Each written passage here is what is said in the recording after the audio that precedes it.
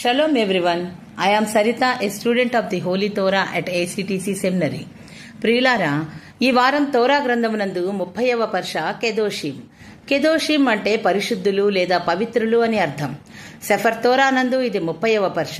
Seifert వైక్రా నందు లేదా లేవియ కాండమునందు ఇది 7వ పర్ష.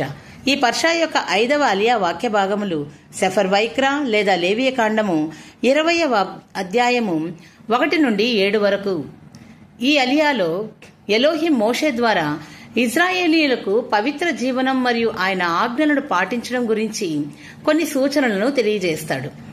మొదటిది మొలేక్ ఆరాధన నిషేధం. మొలేక్ దేవతకు బలులు అర్పించడం, ముఖ్యంగా పిల్లలను అర్పించడం దారుణమైన పాపంగా పరిగణించబడుతుంది. దీనిని చేసిన వారు మరణశిక్షకు గురవుతారు. ఎందుకంటే ఇది ఎలోహింకు వ్యతిరేకమైన తీవ్ర అవమానకరమైనది, అసహ్య కార్యమై ఉన్నది.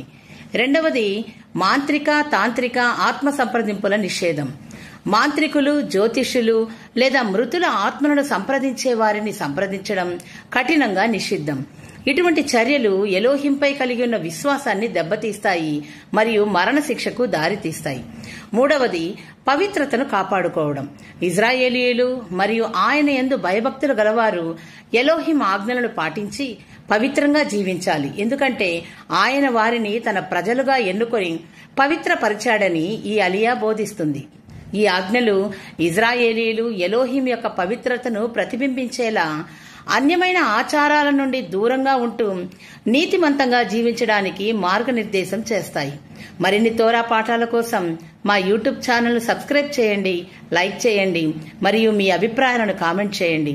యాషువా మెస్సే నామం పేరిట shalom లెహిత్రోత్. Thanks for watching. Do subscribe our channel. Please like, share, comment and don't forget to click the bell icon for notifications.